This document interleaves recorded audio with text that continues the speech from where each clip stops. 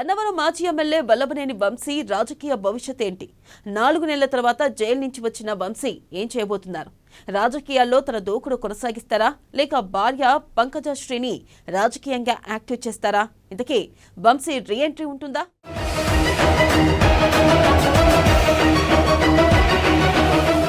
వంశీ రాజకీయ భవిష్యత్తుపై ఆసక్తికర చర్చ.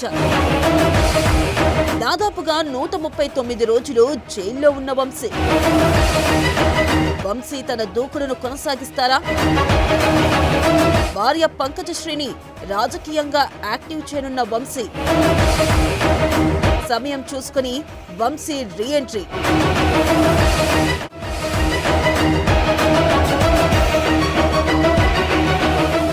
గన్నవరం మాజీ ఎమ్మెల్యే వైసీపీ నేత వల్లభనేని వంశీ రాజకీయ భవిష్యత్తుపై ఆసక్తికర చర్చ జరుగుతుంది. సీఎం చంద్రబాబు, యువనేత నారా లోకేష్ మెయిన్ టార్గెట్లో ఒకరైన వంశీ బెయిల్పై జైలు నుంచి విడుదలయ్యారు. కూటమి ప్రభుత్వం ఏర్పడిన తర్వాత ఎక్కువ రోజులు జైల్లో ఉన్న ఏకైక నాయకుడు వల్లభనేని వంశీ. గత ఫిబ్రవరిలో కిడ్నాప్ కేసులో వంశీని అరెస్టు చేసి ఆ తర్వాత 11 కేసుల్లో ఆయనపై పిటి వారెంట్లు దాఖలు చేశారు. అలా దాదాపు 139 రోజులు వంశీ జైలు జీవితం గడిపారు. ఎట్టకేలకు ఆయన చేసిన న్యాయ పోరాటం ఫలించి బెయిలుపై విడుదలయ్యారు.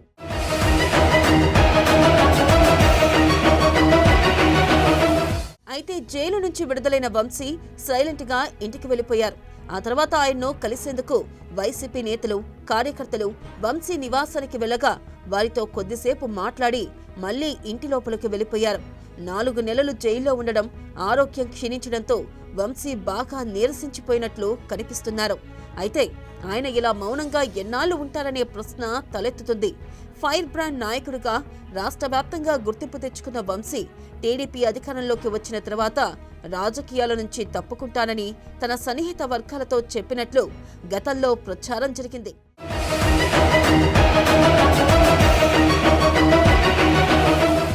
గత ప్రభుత్వంలో అప్పటి ప్రతిపక్ష నేత, ప్రస్తుత సీఎం చంద్రబాబు కుటుంబంపై దారుణ మాటలతో వంశీ అప్రతిష్ట మూటగట్టుకున్నారు. ఆయన్ను జైలుకు పంపడానికి ప్రధాన కారణం నాటి వ్యాఖ్యలే అయినా వంశీపై వేరువేరు కేసులు నమోదు చేశారు.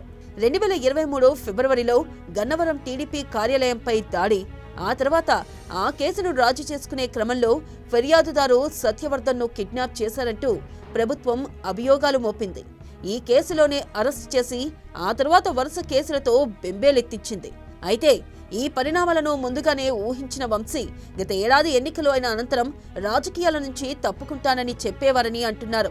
అయితే ఇప్పుడు పరిస్థితుల నుంచి ఆయన తప్పించుకునే అవకాశం లేకపోవడంతో తప్పనిసరిగా రాజకీయాల్లో కొనసాగాల్సిన పరిస్థితి ఉందంటున్నారు.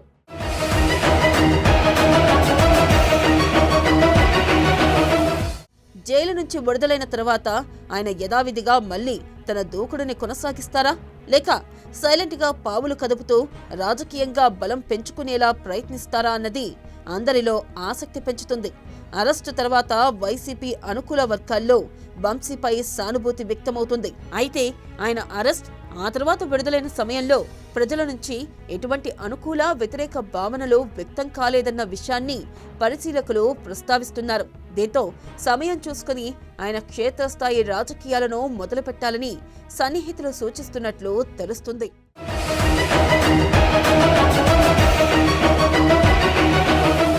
దాదాపు 15 ఏళ్లుగా రాజకీయాల్లో కొనసాగుతున్న వంశీకి గన్నవరంలో భారీగా అభిమానులు ఉన్నారు.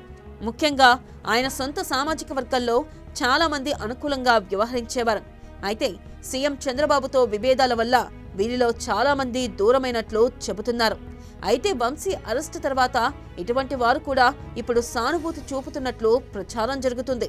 ముఖ్యంగా గన్నవరంలో ఎమ్మెల్యేతో పొసగక గతంతో వంశీతో కలిసి పనిచేసిన వారు కూడా ఇప్పుడు వైఖరి మార్చుకుంటున్నారని అంటున్నారు. అయితే వంశీ నేరుగా సీఎం చంద్రబాబుతోనే ఢీకొట్టడంతో ఆయన సామాజిక వర్గం బహిరంగంగా మద్దతు ఇస్తుందా లేదా అన్న సంశయం కొనసాగుతుందని అంటున్నారు.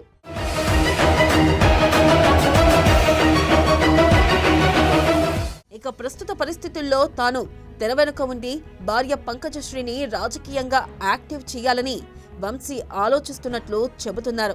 దీనివల్ల తన సామాజిక వర్గం కూడా కలిసొచ్చే అవకాశం ఉందని, గతంలో తాను చేసిన మాటల నుంచి ప్రజల దృష్టి కూడా మళ్లుతుందని ఆయన వ్యూహంగా చెబుతున్నారు.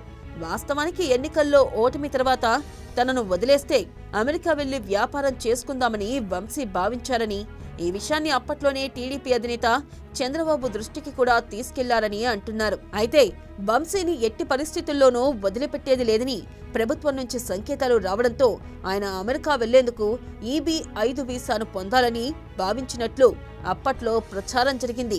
అమెరికాలో పెట్టుబడులు పెట్టేవారికి EB-5 వీసా మంజూరు చేస్తారు. ఈ వీసా వచ్చిన వారు గ్రీన్ కార్డు పొందవచ్చు. అయితే ఆ వీసా ప్రక్రియ ఆలస్యం కావడం, వంశీ అరెస్టు కావడం జరిగిపోయింది. ఇప్పుడు ఆయన అమెరికా వెళ్లేందుకు న్యాయపరమైన చిక్కులు ఉండడంతో ఇక్కడ మనుగడ సాగించాలంటే తప్పనిసరిగా రాజకీయాల్లో కొనసాగాల్సిన పరిస్థితి నెలకొందని అంటున్నారు.